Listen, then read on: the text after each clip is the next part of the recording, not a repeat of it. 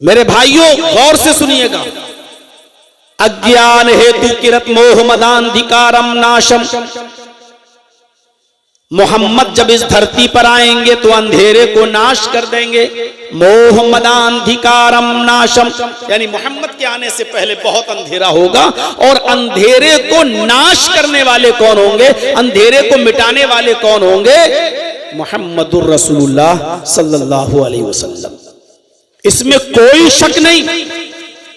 अरब की धरती पर कोई एक बुराई नहीं थी जिसको खत्म किया हो। अरब की धरती पर इतनी बुराइयां थी, इतनी बुराइयां थी कि एक इंसान दूसरे इंसान को खरीद लिया करता था और उसको अपना गुलाम बना लिया करता था। हमने किसी को खरीद लिया, वो मेरा गुलाम हो गया। किसी औरत को या लड़की को खरीद लिया तो वो मेरी लौंडी हो गई। इंसानियत को कुचला जा रहा था। इंसानियत की सूरत हाल ये थी कि इंसान जिसको अल्लाह ने सबसे अफजल मखलूक बनाया, लक़द खलक़नल इंसान फी अहसनी तक़वीम, हमने इंसान को सबसे बेहतरीन ढांचे में पैदा किया है। ये इंसान सबसे अफजल होने के बावजूद पत्थरों के सामने झुकता था, लकड़ियों के सामने झुकता था। दरख्त, जिस दरख्त से उसको बरकत नजर आती थी उस दरख्त की पूजा की जाती थी, और जिस पत्थर की मूर्ति बना दी जाती थी, देवी देवता, उन पत्थरों को पूजा जाता था। सबसे अफजल मखलूक होने के बावजूद ये इंसान पत्थरों की और लकड़ियों की और दरख्तों की पूजा कर रहा था।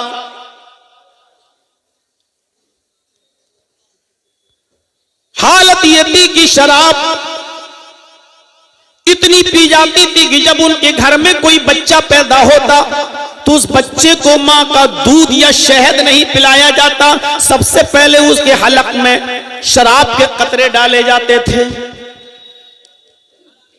और शराब के नशे में इतना धुत हो जाता था कि शराब पीकर वो भूल जाता था कि मेरी बीवी कौन है और मेरी बेटी कौन है। कभी कभी बीवी को छोड़कर वो बेटी ही का हाथ पकड़ लिया करता था। फख्र मबाहात का यह हाल था कि लोग कहते थे कि मैं तुमसे ऊंचा, वो कहता था कि मैं तुमसे ऊंचा, मैं तुमसे अफजल, वो कहता था कि मैं तुमसे अफजल, मेरी कौम सबसे ऊंची, वो कहता था कि मेरी कौम सबसे ऊंची। जुए में लोग रकम हार जाते थे तो मकान लगा देते थे, और मकान हार जाते थे तो बीवी लगा देते थे, और बीवी भी जुए में हार जाते थे तो जवान बेटी जुए में लगा दिया करते थे।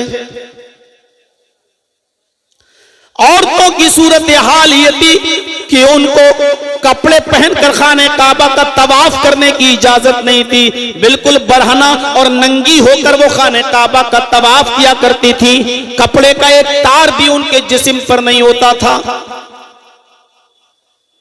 अगर इन औरतों की जिंदगी में उनका मर्द मर जाए, शौहर मर जाए, तो कोई भी बेवा औरत से शादी करने के लिए तैयार नहीं था। वो इस औरत को मनहूस समझता था और ये अकीदा रखता था कि औरत अपनी जिंदगी में अपने आदमी को निगल गई, अब जो भी इससे शादी करेगा वो फलेगा नहीं, फूलेगा नहीं, ये औरत उसको भी डस जाएगी।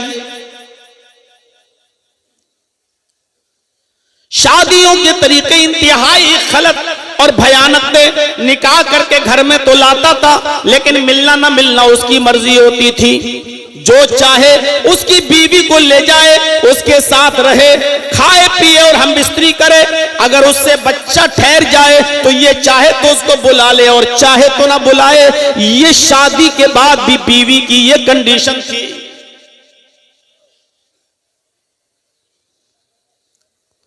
लड़के पैदा होते तो इस डर से मार डाले जाते कि ये कहीं बड़े होकर मेरे साथ न खाएं, और लड़कियां पैदा होती तो पैदा होने के बाद ही उनको जिंदा दफन कर दिया जाता, जिंदा दरगोर कर दिया जाता। उन बच्चियों को इस दुनिया में जिंदा रहने का अधिकार न था।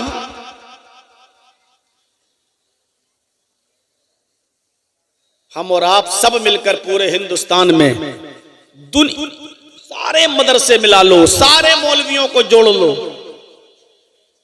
कई लाख मौलवी, कई हजार मदरसे, लेकिन अभी सिर्फ एक बुराई नहीं रुक पाई जहेज की। मोहम्मदुर रसूलुल्लाह ने मुआशरे को कैसे साफ किया, किस तरीके से मुआशरे को पाक किया, हम नहीं जानते। शराब धीरे धीरे हराम हुई क्योंकि इतने रसिया थे शराब के कि अल्लाह के नबी सल्लल्लाहु अलैहि वसल्लम को हजरत उमर जैसे सहाबी ये कह रहे हैं, अरे अल्लाह के नबी शराब हराम करार दे दीजिए, शराब बहुत नुकसान पहुंचा रही है समाज में। लेकिन अल्लाह के नबी सल्लल्लाहु अलैहि वसल्लम हजरत उमर फारूक की बात भी नहीं मान रहे हैं। कह रहे हैं नहीं उमर, अगर शराब हराम कर देंगे तो ये लोग शराब इतनी आसानी से नहीं छोड़ पाएंगे। पैदा होते ही बच्चे के मुंह में शराब डाली जाती हो, इतनी शराब पीने वाली कौम ये शराब कैसे छोड़ देगी। हजरत उमर फारूक ने कई मर्तबा कहा अल्लाह के रसूल शराब हराम करार दे दीजिए, लेकिन अल्लाह के नबी कहते हैं कि नहीं। सोचिए कितना मुश्किल था शराब को हराम करार देना। पहली आयत जो शराब के सिलसिले में नाजिल होती है वो ये कि शराब और जुए में मुनाफे भी हैं, मुनाफिउल लिन्नास। शराब के अंदर और जुए के अंदर कुछ नफा भी है, कुछ मुनाफा भी है, कुछ अच्छाई भी है, लेकिन इस्मुहुमा अकबरु मिन नफ़इहिमा, लेकिन इन दोनों का गुनाह इन दोनों के नफा से बढ़कर है। देखिए हराम नहीं करार दिया, सिर्फ ये बताया है कि इन दोनों का नुकसान नफे से ज्यादा है, यानी नफा तो है।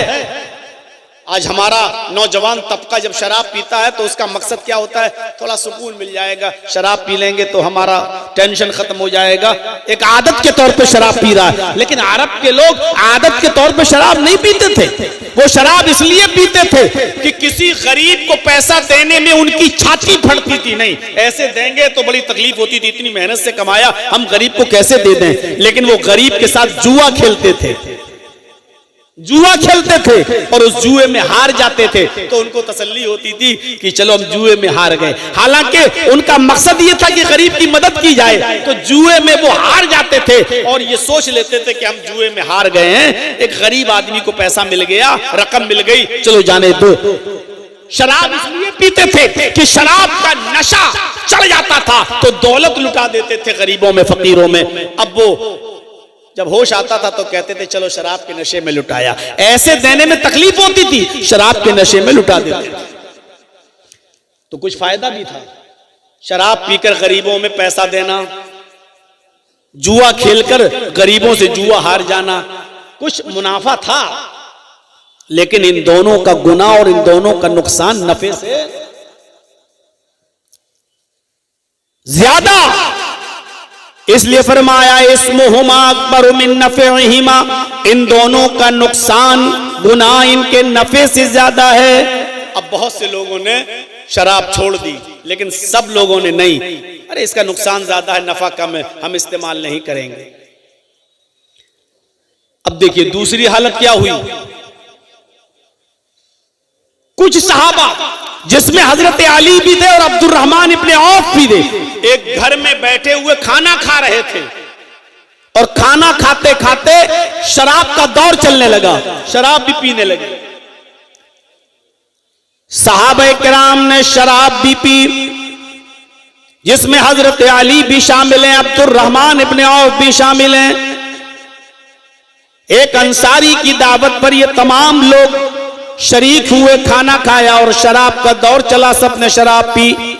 अभी शराब हराम नहीं हुई थी इसलिए पी ली। शराब पीने के बाद नशा आ गया और नशा जब आया तो नमाज का वक्त भी हो गया। अब मगरिब की नमाज पढ़ने लगे ये लोग। शराब के नशे में है और मगरिब का वक्त हो गया। जब मगरिब की नमाज पढ़ने लगे तो एक सहाबी नमाज पढ़ा रहे हैं मगरिब की, और उस सहाबी ने नमाज पढ़ाते पढ़ाते गैरिल मग़ज़ूबि अलैहिम वलद्दाल्लीन यहां तक तो बिल्कुल सही पढ़ा। उसके बाद सूरह काफिरून की तिलावत करने लगे। कुल या अय्युहल काफिरून ला अअबुदु मा ताबुदून। लेकिन शराब के नशे में वो सहाबी क्या पढ़ गए? कुल या अय्युहल काफिरून नहनु नअबुदु मा ताबुदून। वो ये पढ़ गए। आए काफिरो है क्या? ला अअबुदु मा ताबुदून, मैं उनकी इबादत नहीं करता जिनकी इबादत तुम करते हो। लेकिन पढ़ क्या गए? नहनु नअबुदु मा ताबुदून, हम भी उनकी इबादत करते हैं जिनकी इबादत तुम करते हो। पूरा माना ही बदल गया। जब नमाज की हालत में कुरान गलत पढ़ा जाने लगा तब अल्लाह ताला ने यह आयत नाजिल फरमाई, या अय्युहल्लज़ीना आमनू ला तक़रबुस्सलाह व अंतुम सुकारा। ईमानो वालो, तुम नमाज के करीब न जाओ जब तुम नशे में हुआ करो। तब जब नशे में हुआ करो तब नमाज मत पढ़ा करो, यानी नमाज के करीब मत जाओ। और उस वक्त तक नमाज ना पढ़ो जब तक तुम होश में ना जाओ। तुम्हारे मुंह से क्या निकल रहा है उसको तुम समझने लगो कि हम जो बोल रहे हैं वो क्या है। जब तक ये समझने न लगो तब तक नमाज मत पढ़ने मत जाओ। जब ये आयत नाजिल हुई तो अब बहुत से और सहाबा ने शराब छोड़ दी, और इस आयत ने बहुत सी शराब छुड़वा दी। हालांकि हराम अब भी नहीं हुई, हराम अब भी नहीं हुई। सिर्फ ये कहा कि जब नशे में हो तो नमाज मत पढ़ो। अब सुबह 11 बजे कोई आदमी शराब नहीं पीता था। क्यों? शराब पिएंगे तो नशा आएगा, नशे में आ गए तो ज़ोहर का वक्त हो जाएगा, ज़ोहर का वक्त होगा तो जमात छूट जाएगी। छोड़ दिया। अब ज़ोहर के बाद शराब नहीं पीते थे, ज़ोहर के बाद शराब पिएंगे तो नशा आएगा, फिर असर का वक्त हो जाएगा, कहीं ऐसा ना हो कि असर की जमात छूट जाए। असर के बाद शराब नहीं पीते थे, मगरिब का वक्त आ गया और नशे में अगर हम हुए तो मगरिब की जमात छूट जाएगी। अब वो या तो ईशा के बाद शराब पीते थे या फजर के बाद शराब पीते थे। बहुत से लोगों की शराब इस कंडीशन में छूट गई। मदीने के अंदर अंसारी और मुहाजिरीन आपस में लड़ गए। शराब पीने के बाद मुहाजिरीन और अंसार लड़ गए। मुहाजिरीन ने शराब पी, अंसारियों ने भी शराब पी। मुहाजिरीन कहने लगे, हम तुझसे अच्छे हैं, हमारे नबी हमारे कौमे कुरैश में आए हैं, हम कुरैशी लोग हैं, लिहाजा हम तुमसे अफजल हैं क्योंकि मोहम्मद रसूलुल्लाह हमारे खानदान में पैदा हुए। और अंसारी शराब के नशे में कहने लगे, लो ये हमसे अच्छे हैं, भूखे आए थे मक्के से, नंगे आए थे मक्के से, हमने रहने के लिए घर दिया, हमने यहां अपनी लड़कियों की शादी इनके साथ की, हमने अपने कारोबार में इनको शरीक किया। ये भूखे और नंगे आने वाले हमसे अच्छे? अरे हम तुमसे अच्छे हैं, हमने तुम भूखों को खाना खिलाया, तुम्हें रहने के लिए घर दिया। ये झगड़ा इतना बड़ा शराब के नशे में कि अंसारियों ने भी तलवारें निकाल ली और मुहाजिरीन ने भी तलवारें निकाल ली। दोनों एक दूसरे को मारने के दर पे आ गए, एक दूसरे को कत्ल करने के दर पे आ गए शराब के नशे में। जब ये कंडीशन देखी तब शराब की हुर्मत का ऐलान होता है, इन्नमल खम्रु वल मैसिरु वल अंसाबु वल अज़लामु रिज्सुम मिन अमलि शैतान फज्तनिबूहु लअल्लकुम तुफ्लिहून। ऐ मुसलमानों, आज के बाद अब इस कंडीशन में यह हालत कि शराब पीकर तुम एक दूसरे की गर्दनें मारने लगे हो, एक दूसरे से अफजल करार देने लगे हो, जबकि हम इन तमाम खुराफातों को खत्म करने आए थे। कोई बड़ा नहीं, कोई छोटा नहीं, सब बराबर हैं, सबका बराबर का हक है। मैं ये तालीम लेकर आया था लेकिन तुमने तो इस तालीम ही की धज्जियां उड़ा दी। अब शराब, जुआ और बुतों के नाम पर चलने वाले चढ़ावे और 500 के ढाल के तीर, रिज्सुम मिन अमल शैतान, ये सब शैतान की गंदगी हैं, हराम है ये सब तुम पर। फज्तनिबूहु, इज्तिनाब करो, इनसे बचो, लअल्लकुम तुफ्लिहून, ताकि तुम कामयाब हो जाओ। इतने मरहलों से गुजरने के बाद अल्लाह तबारक व तआला ने शराब को और जुए को हराम करार दिया है, मुआशरे से इस चीज का सफाया किया है। अब तो सुकून से बैठो मेरे भाई, अब तो सुकून से बैठो। 35 मिनट हो गए हैं मुझे बोलते हुए, तो मेरे साथियों गौर करो, इस तरह शराब हराम हुई। अरब के अंदर एक और रिवाज था जो मैंने अभी शुरू में बताया आपको, लोगों को खरीदा जाता था, उनको गुलाम बना लिया जाता था और फिर उनके ऊपर जुल्म किया जाता था, उनके ऊपर जरूरत से ज्यादा बोझ लादा जाता था क्योंकि वो खरीद लिए गए। लड़कियों को लौंडी बना लिया जाता था। मोहम्मद रसूलुल्लाह सल्लल्लाहु अलैहि वसल्लम को फिक्र हुई कि इन लोगों की आजादी के लिए क्या कदम उठाया जाए, इन लोगों की आजादी के लिए क्या कदम उठाया जाए। तो आपने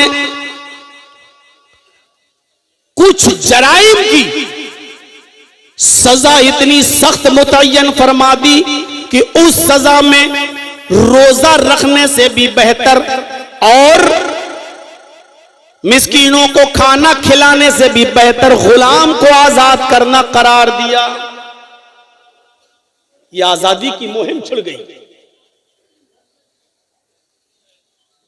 कोई शख्स अगर अपनी मां से, अपनी बीवी से कह दे, अंते अलैया कज़हरे उम्मी, तू मुझ पर मेरी मां की तरह हराम है, जा हट, आज के बाद तुझे छूऊंगा नहीं, बक, आज के बाद तुझे हाथ नहीं लगाऊंगा, तू मुझ पर मेरी मां की तरह हराम हो गई।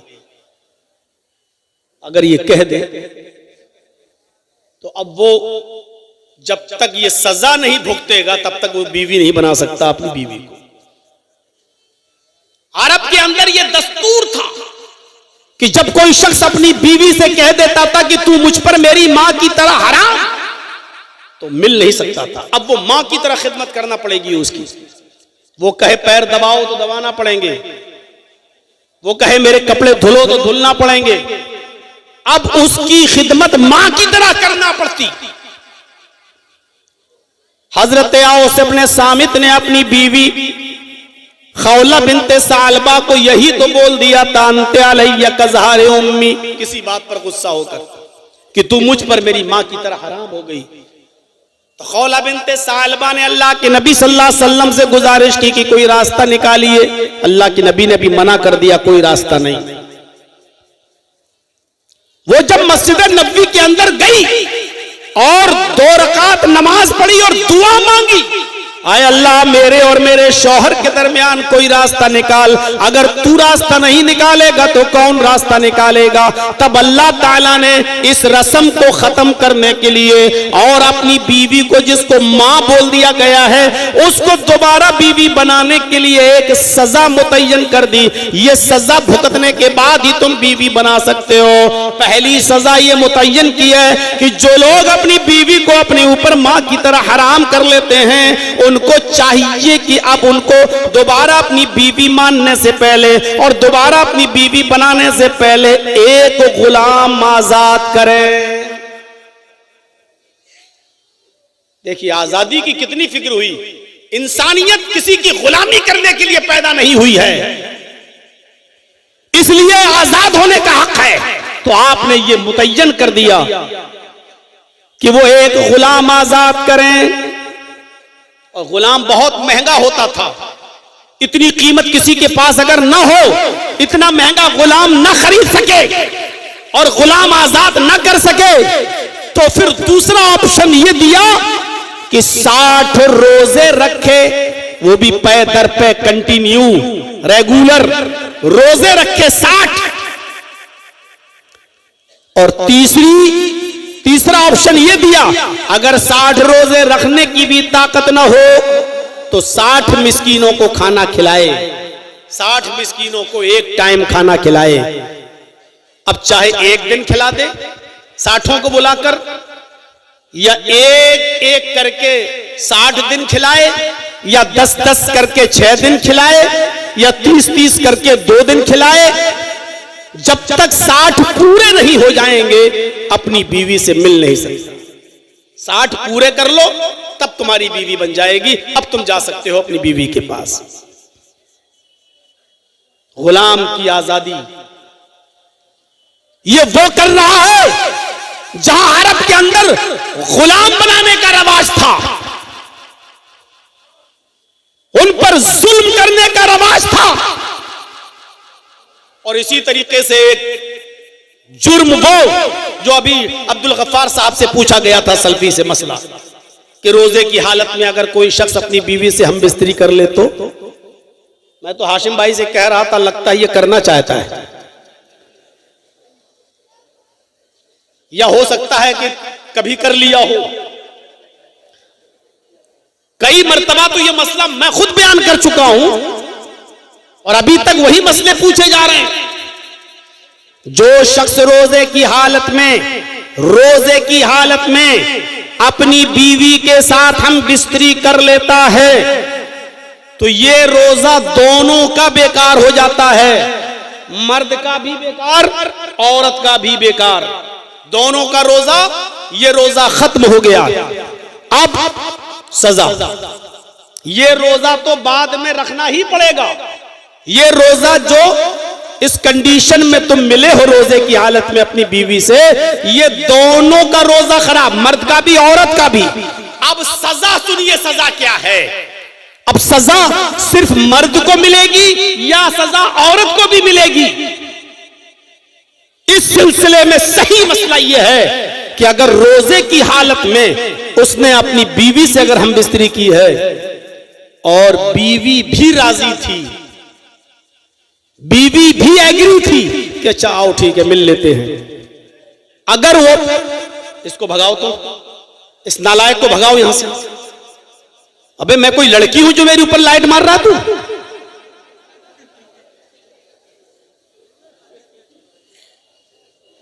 अरे वो लाल वाली लाइट मार रहा है कमीना। ये तुझे इतनी भी अकल नहीं है, ये लड़कियों पे मारी जाती है।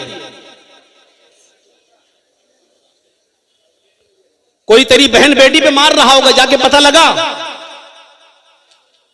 अब अगर लाइट आई तो ऐसा जवाब दूंगा, ऐसा बोलूंगा कि भाग जाओगे शर्म की वजह से यहां से। सीधे आंख पे गई, बताइए कुछ। इसकी रेजेस इतनी खतरनाक होती हैं कि आप इसका अंदाजा नहीं लगा सकते।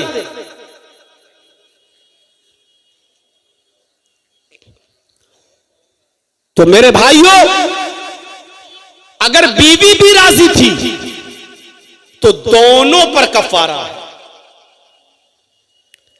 और अगर बीवी राजी नहीं थी, सिर्फ मर्द ने उसको बुलाया, हाथ पकड़ के खींचा और उसके साथ हम बिस्तरी कर ली, तो औरत सिर्फ वही। उसने हजरत उमर को देखा, वो जानता नहीं था कि ये अमीरुल मोमिनीन है, ये हजरत उमर है, वो पहचानता नहीं था। हजरत उमर फारूक की बात सुनकर हंसने लगा, कहने लगा अरे जाओ यार अपना काम करो। वो फिर बकरियां चराने लगा। हजरत उमर ने उसका इम्तिहान लिया, क्यों नहीं बेचोगे तुम, जितनी कीमत मांगोगी उतनी कीमत तुम्हें दे दी जाएगी। अरे गुलामी करते हो, तुम भी उन रुपयों की उस दिरहम के मालिक बन जाओगे जो मैं तुम्हें दूंगा। बताओ कितने दिरहम लोगे, अपने मालिक से झूठ बोल देना। एक बकरी भेड़िया खा गया। उसने जब दोबारा हजरत उमर फारूक से ये सुना तो चीख कर कहने लगा ऐन अल्लाह, ऐन अल्लाह, फिर अल्लाह कहां है, फिर अल्लाह कहां है। यानी मैं अपने मालिक से तो झूठ बोलकर बच जाऊंगा, लेकिन कयामत के दिन मैं अल्लाह से कैसे झूठ बोलूंगा, कयामत के दिन मैं अल्लाह को क्या जवाब दूंगा। हजरत उमर फारूक की आंखों में आंसू आ गए और आपने उसको कुछ नहीं बोला। फिर आप जब वापस आए तो दूसरे दिन आपने उसके मालिक को भी और उस गुलाम को, दोनों को बुलाया।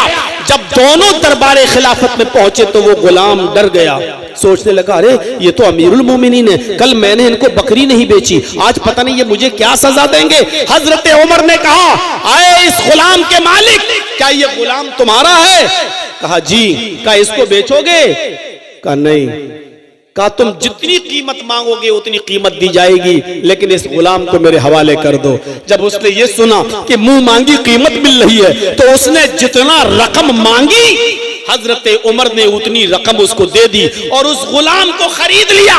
वो समझो कि आप मुझे उमर गुलाम बनाकर रखेंगे, लेकिन जब मालिक चला गया गुलाम बेचकर, हजरत उमर ने उस गुलाम को आजाद कर दिया और कहा कि तुमने कल जो कहा आइन अल्लाह, अल्लाह कहाँ है? अल्लाह के डर की वजह से, अल्लाह के खौफ की वजह से तुमने उस बकरी को नहीं बेचा, जबकि दौलत तुम्हें मिल रही थी, रकम तुम्हें मिल रही थी, इसके बावजूद तुमने नहीं बेचा। तुम उमर से नहीं डरे, उमर के रब से डरते हो, इसलिए मैं तुम्हें आजाद कर रहा हूं। जाओ अब तुम आजाद हो। अभी तुम अपने मालिक के अंडर में थे, इसलिए तुम अपनी मर्जी के मुताबिक नमाजें नहीं पढ़ सकते थे, नफली रोजे नहीं रख सकते थे, रात में तहज्जुद नहीं पढ़ सकते थे, क्योंकि तुम्हारा मालिक तुमसे जब काम कराएगा तब तुम्हें काम करना होता था। अब मैंने तुम्हें आजाद कर दिया, जाओ अब तुम अल्लाह की इबादत करो, यही कलमा इख्तियार किए रहना, यही कलमा इख्तियार किए रहना और इसी तरीके से अल्लाह से डरते रहना। यही कलमा कल कयामत के दिन इंशाअल्लाह तुम्हें जहन्नम से भी आजादी दिलाएगा। तो गुलाम को आजाद करने की एक मुहिम चलाई थी जनाब मोहम्मद रसूलुल्लाह सल्लल्लाहु अलैहि वसल्लम ने। इस तरीके से गुलामों को आजादी मिलती थी। एक और चीज पर नजर डालिए, इंसानियत पैरों तले रौंदी जा रही थी। वकर्रमना बनी आदम, हमने इब्ने आदम को, हमने आदम की औलाद को बाइज्जत बनाया। सबसे ज्यादा बाइज्जत कोई मखलूक है तो इंसान है, और अल्लाह ने सारी इंसानियत के बारे में कहा वकर्रमना बनी आदम। सिर्फ मुसलमान को नहीं, वकर्रमना बनी आदम, हमने आदम के हर बेटे को मुकर्रम बाइज्जत बनाया है। लेकिन ये दरख्तों के सामने झुकने, पत्थरों के सामने झुकने लगे। मोहम्मद रसूलुल्लाह ने इनको समझाया कि लोगों, ये पत्थर तुमसे अफजल नहीं है, ये लकड़ियां तुमसे अफजल नहीं है, ये दरख्त तुमसे अफजल नहीं है, ये सारी चीजें अल्लाह ने तुम्हारी खिदमत के लिए पैदा की हैं, ये सारी चीजें तुम्हारे लिए पैदा की गई हैं। तुम इनसे खिदमत लो, तुम इनसे फायदा उठाओ, और तुम इन्हीं के सामने झुक रहे हो, इन्हीं के सामने इन्हीं की इबादतें कर रहे हो। कोई लात के सामने झुकता, कोई मनात के सामने झुकता, कोई उज्जा के सामने झुकता, कोई उपद के सामने झुकता, कोई सुहा के सामने, कोई यगूज के सामने, कोई यहूक के सामने, कोई नसर के सामने। खाने काबा में 360 बुत और मूर्तियां रखी हुई थी। लोग उनके सामने, पत्थरों की मूर्तियों के सामने झुका करते थे। मोहम्मद रसूलुल्लाह सल्लल्लाहु अलैहि वसल्लम ने उनको बताया कि ये पत्थरों की मूर्तियां हैं, इनके सामने मत झुको। क़ूलू ला इलाहा इल्लल्लाह तुफ्लिहू, लोगों ला इलाहा इल्लल्लाह कह दो तुम कामयाब हो जाओगे। लोगों ला इलाहा इल्लल्लाह पढ़ लो तुम कामयाब हो जाओगे। एक अल्लाह की इबादत की तरफ बुलाया उनको, एक अल्लाह की इबादत की तरफ आओ, एक अल्लाह की इबादत। दरख्तों के सामने नहीं, पत्थरों के सामने नहीं, चांद और सूरज के सामने नहीं, एक अल्लाह को सजदा करो। आपने मुआशरे को, समाज को मूर्तियों की पूजा, पत्थरों की पूजा, दरख्तों की पूजा से मुआशरे को और समाज को आपने साफ किया है। मुआशरे में कितना अंधेरा था, कितनी जो है जलालत और गुमराही थी। मोहम्मद रसूलुल्लाह ने इस तरीके से इंसान को मुकर्रम बनाया कि तुम पत्थरों के सामने झुकते हो, तुम लकड़ियों के सामने झुकते हो। और खुद हाल ये था कि जब फतेह मक्का हुआ, जब मक्का फतह हुआ, जब मक्का फतह हुआ तो अल्लाह के नबी सल्लल्लाहु अलैहि वसल्लम मक्के में खाने काबा में दाखिल हो गए। 10,000 सहाबा आपके साथ थे। सबसे पहले फतेह मक्का के दिन आप खाने काबा में गए और खाने काबा में 360 मूर्तियां रखी हुई थी। अल्लाह के नबी ने सबसे पहले उन्हीं मूर्तियों को तोड़ा, उन्हीं मूर्तियों से खाने काबा को पाक किया। आप हजरत अली के कंधे पर सवार हो गए, हजरत अली बैठ गए, अल्लाह के नबी हजरत अली के कंधों पर सवार हो गए। हजरत अली अल्लाह के नबी को लेकर उठ गए। अल्लाह के नबी के हाथ में छड़ी थी, लकड़ी की छड़ी थी, और आप एक एक छड़ी से एक एक बुत को गिराते जाते। ऐसे ये बुत वो मारा, ऊपर से नीचे गिरा, टुकड़े टुकड़े हो गया। दूसरा बुत गिराया, टुकड़े टुकड़े हो गया। तीसरा बुत गिराया, जमीन पे गिरा, टुकड़े टुकड़े हो गया। आप उसी छड़ी से एक एक करके बुत को गिराते जाते, और हर बुत को गिराते वक्त ये कहते जाते, जाल हक व ज़हकल बातिल इन्नल बातिल काना ज़हूका। हक आ गया और बातिल मिट गया, हक आ गया और बातिल मिट गया, और बातिल को तो मिटना ही था। हक आ गया और बातिल मिट गया, बातिल को तो मिटना ही था।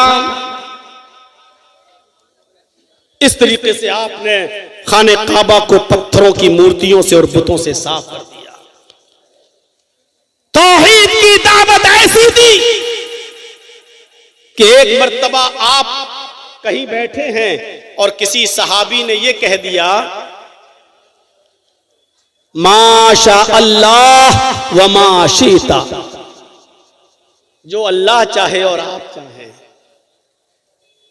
गुफ्तगू करते करते निकल गया उसकी जबान से, माशा अल्लाह व माशीता, जो अल्लाह चाहे और आप चाहें। तो अल्लाह के नबी सल्लल्लाहु अलैहि वसल्लम ने उस सहाबी से क्या कहा, सुनिए, अजालतनी निद्दन, क्या तूने मुझे अल्लाह के साथ शरीक कर दिया, मुझे अल्लाह का शरीक बना दिया है? ये तुम्हारी हिम्मत कैसे पड़ी? क्या मुझे अल्लाह के बराबर लाकर खड़ा कर दिया तुमने? नहीं, तुम सिर्फ इतना बोलो, माशा अल्लाह, जो अल्लाह चाहे। ये मत कहो जो अल्लाह चाहे और जो आप चाहें, नहीं, कहो माशा अल्लाह वहदा, जो सिर्फ अकेला अल्लाह चाहे। इस तरीके से आपने तौहीद की दावत दी। हिजरत करके मक्का से मदीना जा रहे हैं, सारे लोग नबी की मंजर को देख रहे हैं। औरतें भी औरतें भी मदीने की छतों पे चढ़ी हुई इस मंजर को देख रही हैं। औरतों में देखने का जज्बा ज्यादा होता है। अभी कोई बारात जा रही हो ना, तो औरतें छतों पे चढ़ के देखती दूल्हा कैसा है। ये औरतों में बड़ी बुरी बीमारी होती है, वो दूल्हू देखती है कैसा है और दुल्हन भी देखती है कैसी, और मर्द दूल्हा को नहीं देखता है। मर्द कोशिश करता है कि इसकी बीवी दिख जाए कैसी है, और देखने के बाद कहता है, पहलुए हूर में लंगूर, खुदा की कुदरत, इस लंगूर को हूर कैसे मिल गई। वो एक अलग बात है। औरतें आज छतों पे चढ़ गई, नबी आ रहे हैं, अल्लाह के रसूल मक्के से मदीना आ रहे हैं, अब हमारे यहां रहेंगे, नबी को देखना चाहती है।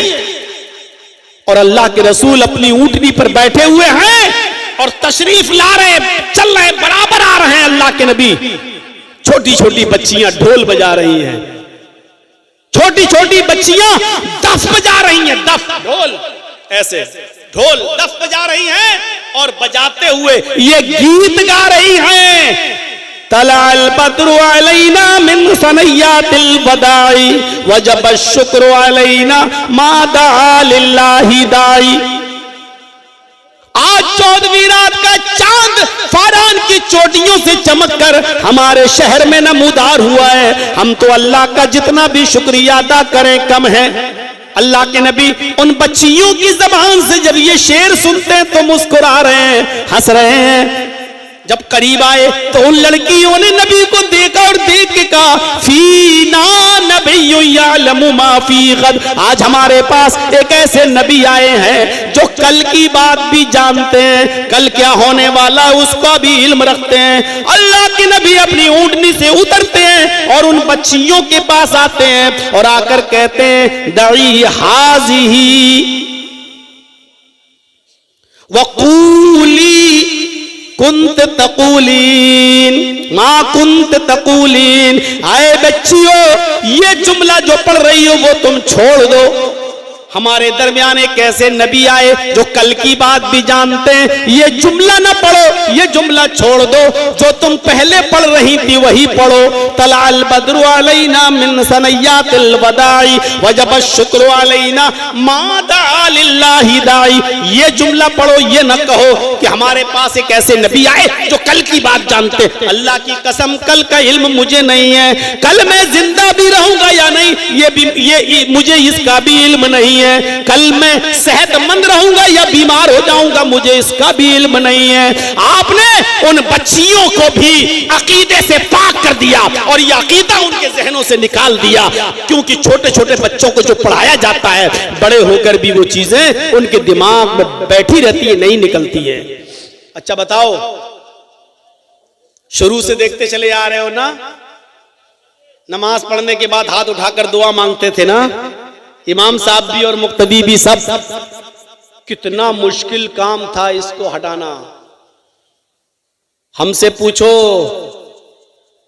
20-22 साल पहले जब तकरीरें करने आता था कलिया चक और मौजमपुर के इलाके में, कितना मुश्किल काम था। लोग कहते थे ये लोग नए नए मौलवी पैदा हो गए हैं, हमारे बाप दादा करते आए, ये लोग कहते बिदअत है, ये लोग कहते मना है। कितना मुश्किल काम था, क्योंकि जो बाप दादा के जमाने से चला रहा है, जो बचपने से हम करते चले आ रहे हैं, उसको छोड़ना बड़ा मुश्किल होता है, बड़ा मुश्किल। अगर आज ये बच्चियां अगर ये अकीदा रख लेंगी अपने अंदर, तो फिर बुढ़ापे तक ये अपने दिमाग से नहीं निकाल पाएंगी, अपने दिमाग से नहीं निकाल पाएंगी। अब देख रहे हो ना, आप ही के इलाके का है ना एक मौलवी, झारखंडी, मान लिया ना। अरे हम लोग भी तो वही कहते थे, लेकिन अब मान लिया ना। क्या कहता है वो? हमसे पूछते हैं हलवा कौन किताब में है। अरे हलवा किताब में नहीं होता, हलवा कढ़ाई में होता है। अरे अल्लाह के बंदे, यही तो हम पूरी जिंदगी कहते आए हैं कि तुम्हारे पास किताब और सुन्नत की कोई दलील नहीं है हलवे की। वो खुद कहता है तुम ढूंढते रहो किताब में, हम खाते रहेंगे कढ़ाई। वो कोई मौलवी तो है नहीं, अरबी मदरसे का एक क्लास भी नहीं पढ़ा हुआ है। वो तो कपिल शर्मा समझ लो, या पाकिस्तान का उसको वो उमर शरीफ समझ लो, बस। इससे ज्यादा उसकी कोई हैसियत नहीं। उसको इसीलिए बुलाते भी हैं। पटाखे के बारे में क्या बोलता है आप तो जानते ही है कि अगर शादी में पटाखा बजाना सुन्नत होता तो हम पटाखा थोड़ी, हम तो बम लेके जाते, बम समझी के घर में छोड़ देते, डायरेक्ट जन्नत। अब इससे बड़ा मजाक और क्या हो सकता है? तो मेरे भाइयों, अब लोग मानने लगे हैं कि हम जो हलवा खाते हैं उसकी किताबों सुन्नत में कोई दलील नहीं है, वो कढ़ाई है। तो ये तो हम पहले ही कहते हैं कि तुम्हारे सारे त्योहार खाने पीने के हैं। मुहर्रम पे खिचड़ा, रबीउल अव्वल में बिरयानी, 11वीं में बड़े पीर साहब के नाम पर बिरयानी की डेग, रजब में कूंडे, शाबान में हलवा, रमजान में तो पूछो मत। जिंदगी भर सब खाओ और जब तक जिंदा रहो पीर बन के मुरीद से खाओ, और जब मुरीद के यहां कोई मर जाए तो मरने वाले के नाम पे भी खाओ। वो मर गया, हाँ, अब उसकी आत्मा को शांति नहीं मिलेगी। तीजा कर, 10वां कर, 20वां कर, 40वां कर, और बेगैरत 40वां भी खाने के बाद कहता बरसी कर, हर साल खिला मरने वाले के नाम पे। मेरी एक चचेरी बहन की शादी हुई है जसवंत नगर, इटावा से थोड़ी दूर है, और वो वहां एक भी अहले हदीस नहीं है। टोटल पूरे लोग टीटीएस की फुल फॉर्म आप जानते ही होंगे, बताने की जरूरत नहीं। अरे बता देता हूं, किसी के बाप का क्या जा रहा है। टनाटन सुन्नी, तो एक बार वहां कोई गमी हो गई तो मैंने जोर दिया घर वालों ने कि जाओ बेटा चले जाओ वहां, दूर के रिश्ते तुम्हारी बहनी लगती है वो, चले जाओ। तो मैं गया, मैंने कहा चलो जाने में क्या आयादत तीमारदार उसमें जाने में कोई दिक्कत नहीं है। चला गया मैं, गया तो क्या देखा हूं वहां एक ऊंची पगड़ी बांधे, लंबा चौड़ा मोटा ताजा एक मौलवी पहले से लेटा हुआ है, विराजमान है। तो हम जाके अपने बहन के यहाँ बैठ गए, वो पानी वानी चाय वाय बना के लाने लगी और हम दूसरे ड्रेस में थे, टोपी ओपी नहीं पहने हुए थे। बहुत देर तक वो जाने क्या अगरबत्ती जला रहा था और ये सब कुछ जल रहा था, वहां पर बहुत सी खुराफातें हो रही थी। मैंने अपनी चचेरी बहन से कहा ये क्या है? कहा सब करते हैं, अब हमारे घर वालों ने कर दिया यहाँ रिश्ता, तो अब क्या करें, फंस गए तो फंस ही गए। तो हमने कहा ये कौन है ये मोटा आदमी जो बैठा हुआ है? तो कह रहे ये यहाँ का सबसे बड़ा मौलवी है, मैं नाम नहीं लूंगा, वो बहुत मुबारक मौलवी है, उसका नाम लेने से पहले हमें वुजू बनाना पड़ेगा। तो मेरे भाइयों मैं चुप था, खामोश बैठा रहा और थोड़ी देर के बाद वो कहने लगा ऐसा है, मेरी बहन से, ऐसा है कि इस मरने वाले के जितने भी कपड़े हैं, नए पुराने, घड़ी वड़ी जितनी भी चीजें हैं, सारी चीजें पैक करके हमें दे दो। तो कुछ चीजें जो पुरानी थी वो दे दी, कुछ चीजें ऐसी होती हैं जो औरतें भी रखना चाहती हैं निशानी के तौर पे, भाई अभी नहीं हम क्यों दें आपको? तो कहता सब दो। बहन ने कहा भाई मैं ये सब नहीं दे सकती। तो कहा कि नहीं दोगे तो कयामत के दिन ये आदमी नंगा उठेगा। अब मेरे सब्र का पैमाना लबरेज, मैंने दूर से ही बैठा हुआ था, मैंने कहा मौलाना साहब आप क्या कपड़े पहनकर उठेंगे? कौन बदतमीज? मैंने कहा भाई हदीस में तो आता कयामत के दिन सभी नंगे उठेंगे, और मैंने वो हदीस पढ़ दी। हजरत आयशा कहती हैं कि हुशरुन्नासु यौमल क़यामति हुफातन औरातन गुरला, कयामत के दिन हर आदमी नंगे पैर, नंगे जिस्म, गैर मख्तून, उसका खतना नहीं हुआ होगा, गैर खतना, इस हाल में उठेगा, मर्द भी और औरतें भी। हमने कहा वहां तो सब नंगे उठेंगे, तुम भी और हम भी, मर्द भी और औरतें भी, तुम क्या कपड़े पहनकर उठोगे? मेरी बहन से कहता ये कौन है? बहन ने कहा रे मौलाना साहब ये हमारे भाई हैं, रिश्ते में भाई लगते हैं, और मौलाना जर्जीस हैं। अब यही मौलाना जर्जीस है? हाँ, तुम इसकी बहन हो? कसम खुदा की उठा और सब कुछ छोड़ छाड़ के भाग गया। कहता हम कबूल ही नहीं कर सकते ये। जब वो जाने लगा तो मैंने कहा मौलाना साहब जो अब तक खा चुके हो, पेट में पहुंच चुका, वो कैसे निकालोगे? जो खा चुके हो, जो अभी तक ठूस लिया है, अपने पेट में भर लिया है 2 घंटे से बैठ कर यहां, वो अब क्या करोगे? अब वो बहन के जितने रिश्तेदार थे वो उस घर के सब हमारे ऊपर टूट पड़े, तुम आए और हमारे मौलाना साहब को आपने भगवा दिया है, ये कर दिया वो कर दिया, बताइए हैं? तो हमने कहा भाई मैंने कोई गलत बात थोड़ी बोली है, मैंने ये कहा कि आप क्या कपड़े पहनकर उठेंगे? आप लोग सवाल नहीं करते अपने मौलवियों से, यही सबसे बड़ी कमी है। अब मेरी चचेरी बहन वो मेरा साथ देने लगी, बस वही अकेली साथ दे रही थी, बकिया तो वो सब एक तरफ थे। मैंने मौके की नजाकत को समझा, मैंने कहा जल्दी से यहां निकल जाओ, वही अच्छा है। तो मेरे भाइयों थोड़ी देर बैठा और उसके बाद हम चले आए। मैं बताना ये मेरा मकसद है कि मरने के बाद भी नहीं छोड़ती है ये कौम, मरने के बाद भी। नबी अकरम ने मुआशरे को पाक और साफ कर दिया, उस बच्ची तक से कह दिया कि वो चीज पढ़ो जो पहले पढ़ रही थी, ये छोड़ दो। ये अकीदे की इस्लाह होती है। अकीदे की, मैं कहीं भी भाग जाऊं, कितनी दूर चला जाऊं, लेकिन आऊंगा वहीं जहां पर मैंने बात छोड़ी थी। ये बुरी आदत समझ लो या अच्छी आदत समझ लो, जो भी है। तो मेरे भाइयों इस तरीके से मुआशरे को पाक और साफ किया। अरब की सरजमीन पर यह हाल था नबी अकरम सल्लल्लाहु अलैहि वसल्लम के आने से पहले। मेरे भाइयों की जो औरत बेवा हो जाती थी उसका निकाह नहीं होता था, निकाह नहीं होता था। अल्लाह के नबी जनाब मोहम्मद रसूलुल्लाह ने 25 साल की उम्र में, जबकि अभी नबी भी नहीं बने थे, 40 साल की औरत खदीजा से शादी की। और खदीजा कौन थी? बेवा। उनके 2 शौहर इंतकाल कर चुके थे। खदीजा ने कहा था कि अब मैं शादी नहीं करूंगी, इसलिए कि मैं जिससे शादी करती हूं मेरा पति मर जाता है।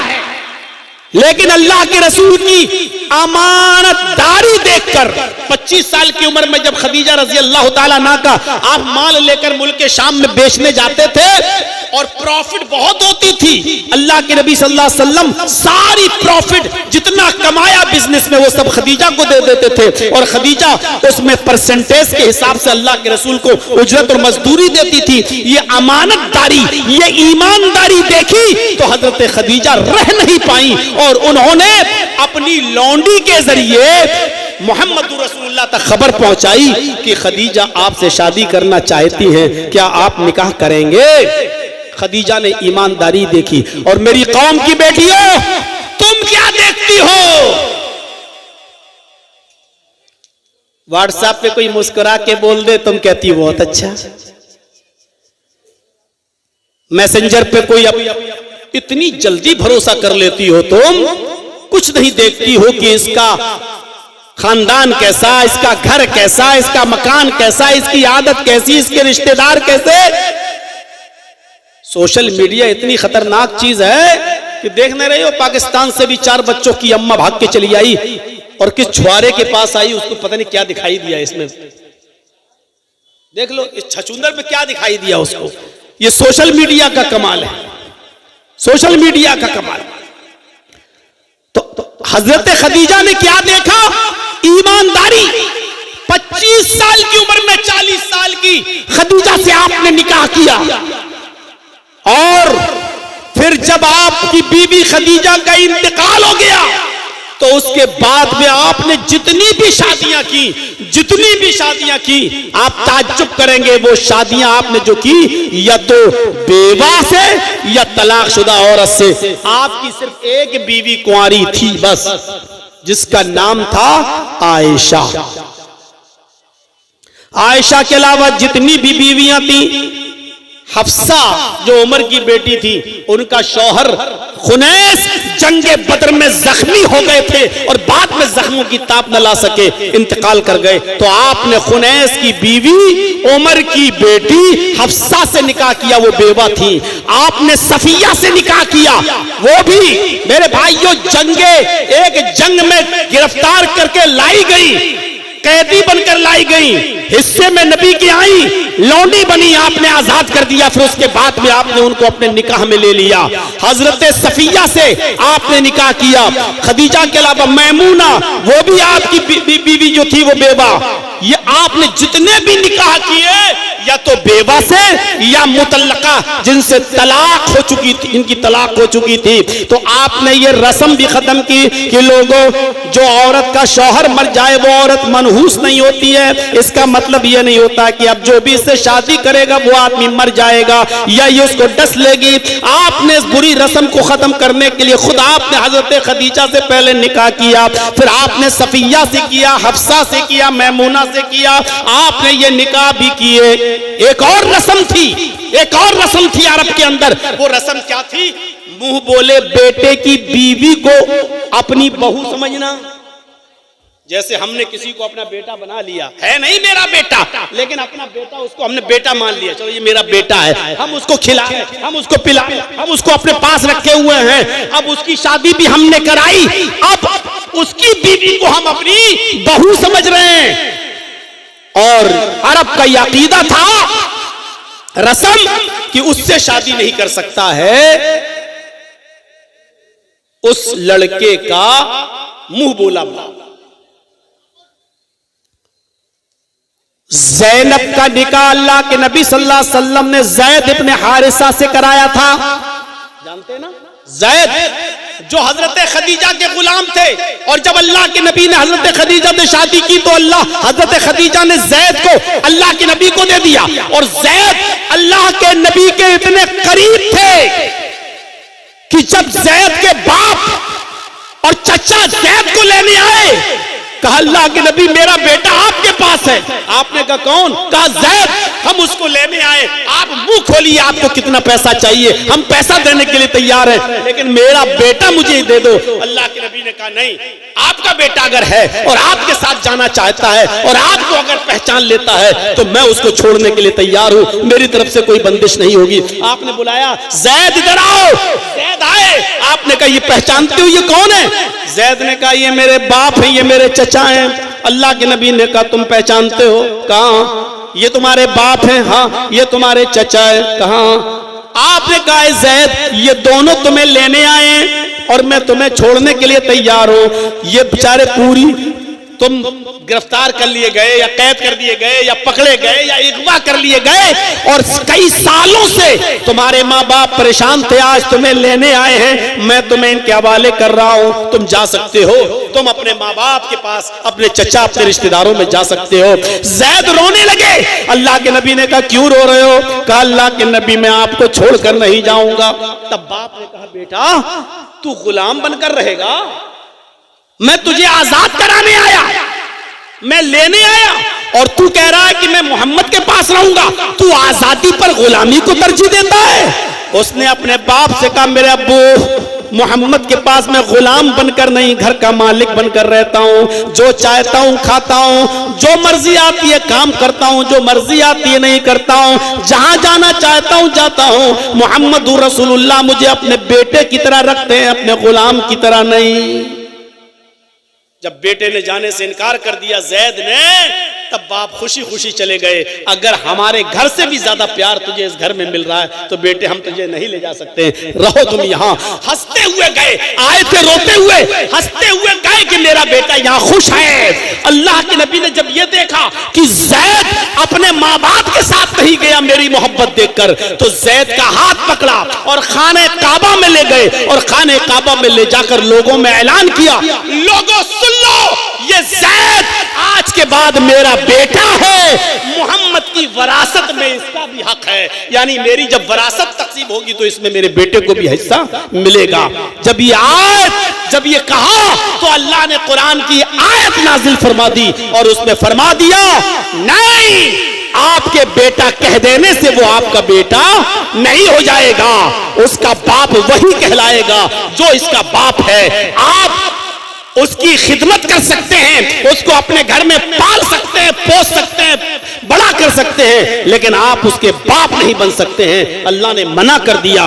फिर अल्लाह के नबी ने ज़ैद का निकाह ज़ैनब से करा दिया। ज़ैनब में और ज़ैद में ज्यादा दिन तक निभ न पाई, दोनों में खटास हो गई और हजरत ज़ैनब ने तलाक ले ली ज़ैद से। हजरत ज़ैनब ने ज़ैद से तलाक ले ली। जब ज़ैनब ने ज़ैद से तलाक ले ली तो अल्लाह के नबी पर वही नाजिल हुई कि इस वक्त मुंह बोले बेटे की बीवी से कोई आदमी शादी नहीं करता है, अगर आप इसके साथ निकाह नहीं करेंगे तो अरब के अंदर ये दस्तूर बाकी रहेगा, लोग मुंह बोले बेटे को सगे बेटे की तरह समझेंगे और उसकी बीवी को सगी बहू की तरह समझेंगे। इस रस्म को तोड़ो। अल्लाह के रसूल ने अल्लाह का हुक्म मानते हुए ज़ैद के तलाक देने के बाद ज़ैद की बीवी ज़ैनब से निकाह कर लिया और ज़ैनब को अपने निकाह में ले लिया। आपने ऐसा करके इस रस्म को तोड़ा कि मुंह बोले बेटे की बीवी को अगर मुंह बोला बेटा तलाक दे दे तो उसका बाप उस लड़की से, उस औरत से शादी करना चाहे तो कर सकता है, इसमें कोई बुराई नहीं है, क्योंकि वो उसका सगा बेटा नहीं है। अरब के अंदर ये दस्तूर था, आपने इस रस्म को भी खत्म किया। कितना अंधेरा था, कितनी बुराइयां थी अरब की सरजमीन पर मेरे भाइयों, आप अंदाजा लगा सकते हैं। इन सबको आपने खत्म किया। शौहर और बीवी के दरमियान मैंने जो बताया वही हाल, रखना चाहता रखता, जब चाहता तब तलाक दे देता। अल्लाह के रसूल ने कैसी मोहब्बत करके दिखाई कि कुर्बानी का दिन है और गोश्त खा रहे हैं, उठाते मुंह तक ले जाते फिर वापस कर देते हैं, फिर मुंह तक ले जाते हैं वापस कर देते हैं, फिर मुंह तक ले जाते हैं वापस कर देते हैं। रोने लगे। हजरत आयशा कहती हैं आप रो रहे हैं? अल्लाह के नबी ने फरमाया हाँ आयशा, आज मुझे अपनी बीवी खदीजा की याद आ रही है। आज खदीजा जिंदा होती तो आज कुर्बानी के दिन वो भी मेरे साथ बैठी होती और खाना खाती। हजरत आयशा कहती हैं उस बूढ़ी औरत को आप याद करते हैं? जो 66 साल की उम्र में मर गई, इस दुनिया से चली गई, इंतकाल कर गई। आए अल्लाह के नबी, वो जो 66 साल की बूढ़ी औरत को आप याद करते हैं और हम जवान औरतें आपकी खिदमत में मौजूद हैं, आप हमसे फायदा उठाइए, आप उस बूढ़ी औरत को क्यों याद करते हैं? अल्लाह के नबी ने फरमाया, आयशा खामोश, तुम नहीं जानती हो, तुम नहीं जानती हो खदीजा कौन थी। तुम खदीजा का मुकाबला करना चाहती हो, नहीं कर सकती हो। खदीजा खदीजा थी और आयशा आयशा है, खदीजा की तरह तुम नहीं बन सकती हो। आयशा जब सारी दुनिया मोहम्मद को झुठला रही थी तो खदीजा अकेले मोहम्मद की तस्दीक कर रही थी। जब सारी दुनिया मोहम्मद के नबी होने का इनकार कर रही थी तो खदीजा अकेले अशहदु अल्ला इलाहा इल्लल्लाह व अशहदु अन्ना मुहम्मदन अब्दुहु व रसूलुहु पढ़ रही थी।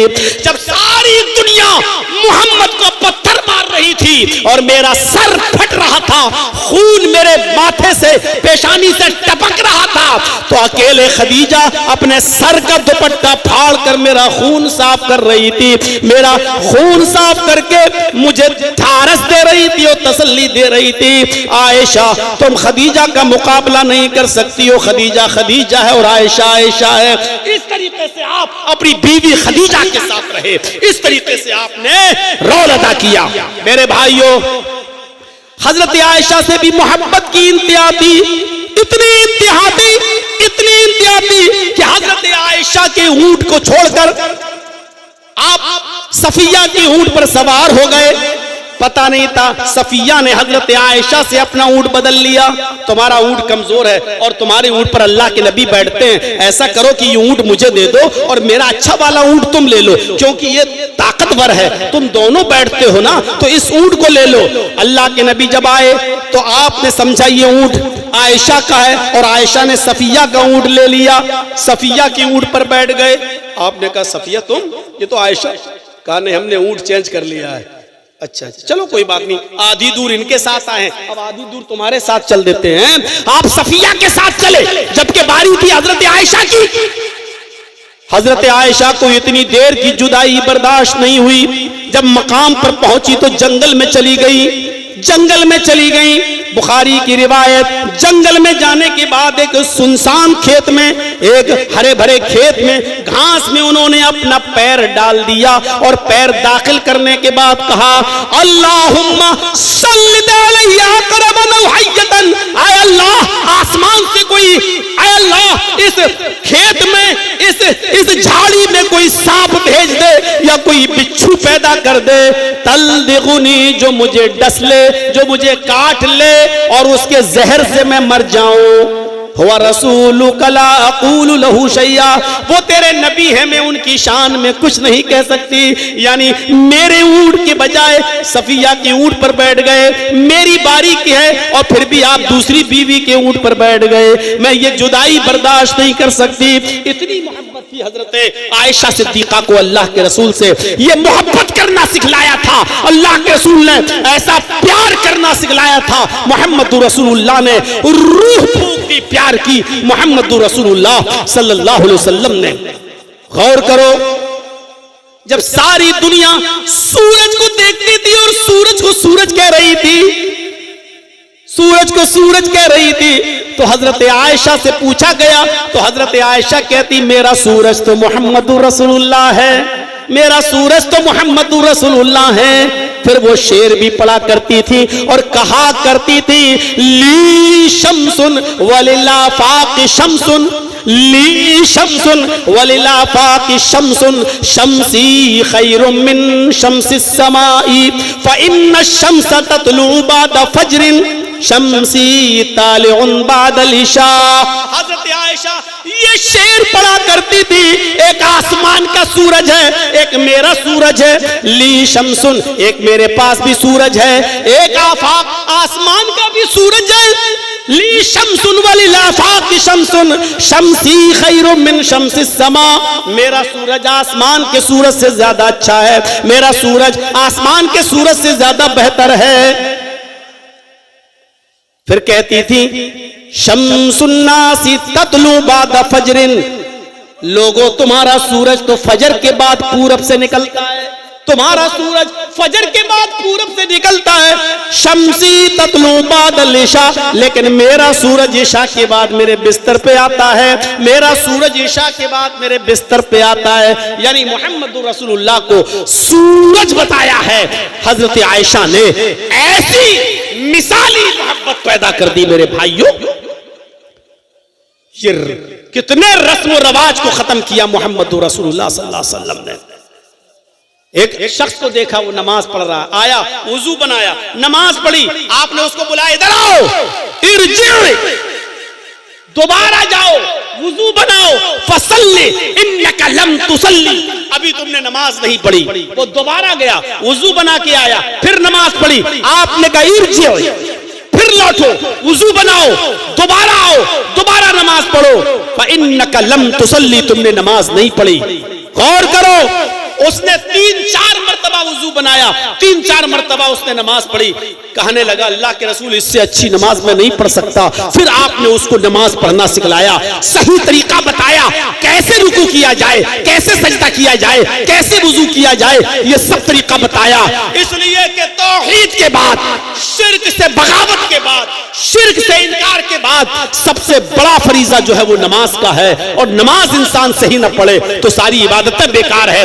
इसलिए आपने उसकी इस्लाह की और उसको नमाज पढ़ना सिखलाया। इस्लाह। एक नौजवान आया, कहा अल्लाह के नबी इजाजत दीजिए, मैं जिना करना चाहता हूं। जिना?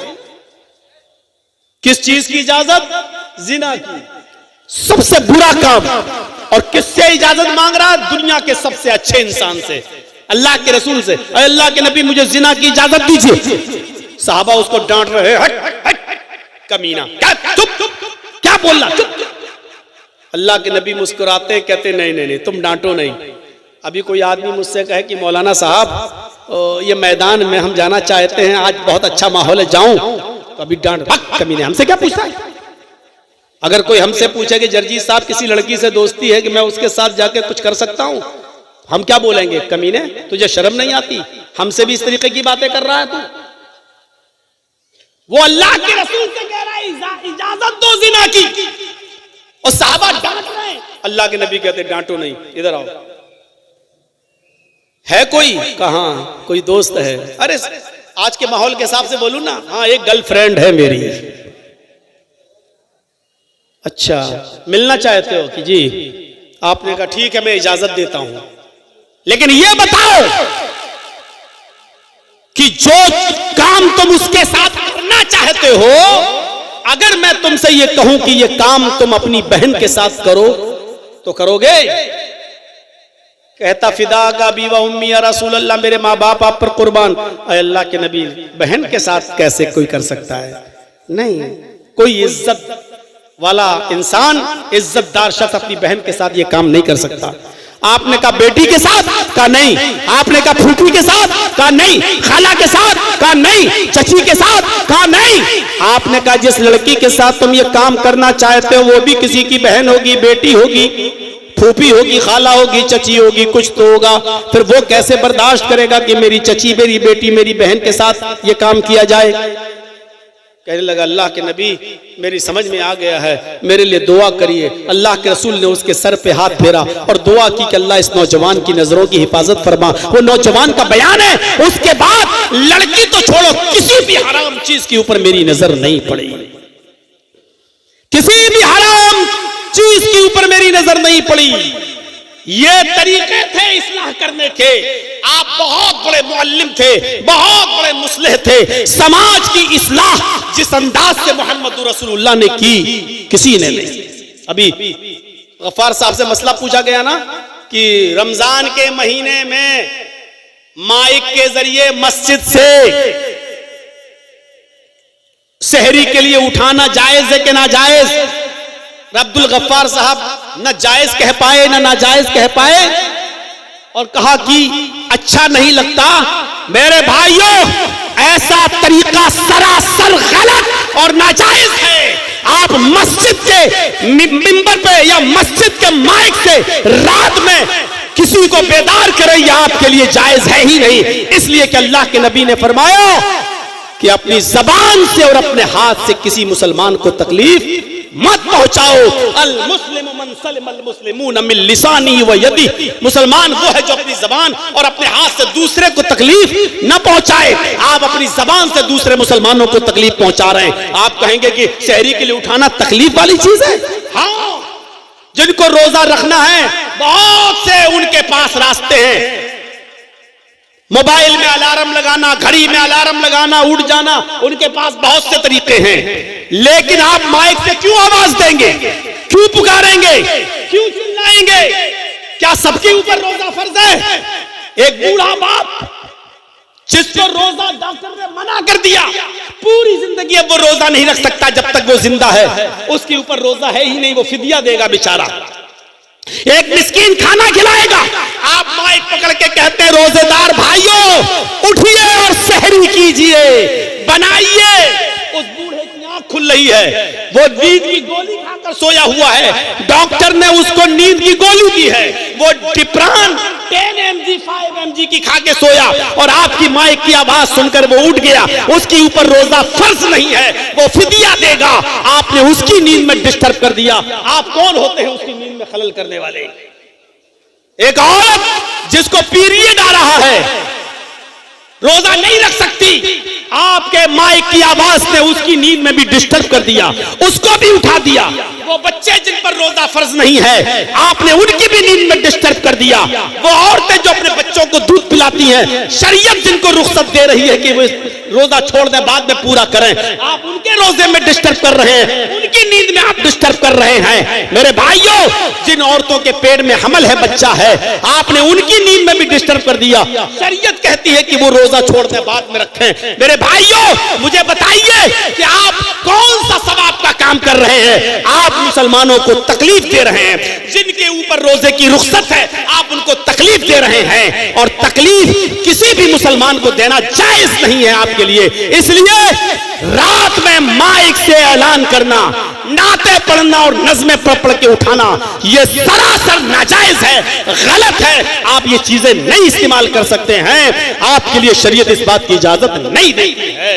इसलिए जहां बहुत सी चीजों की इस्लाह हमारा मुआशरे में हम करेंगे, ये भी इस्लाह करना चाहिए, क्योंकि अब रमजान का महीना शुरू होने वाला है। 18 या 19 तारीख को पहला रोजा है। इसलिए मेरे प्यारे साथियों, हमें अपने माइक से रात में उठाने की जरूरत नहीं है। अपने मुआशरे में हम इस चीज की भी इस्लाह करें। मेरे भाइयों, 1.5 घंटा हो गया है, आप लोग ये कैमरे अब समेट लें। और आपसे मेरी गुजारिश है, जैसा कि हमारे नाज़िम मदरसा ने हाशिम साहब ने कहा था कि जर्जीज साहब आपकी बहुत बात मानते हैं लोग, इस इदारे के लिए आप थोड़ा सा उनसे ताबुन मांग लें। मैं भी आगे बढ़ रहा हूं। ये क्या है?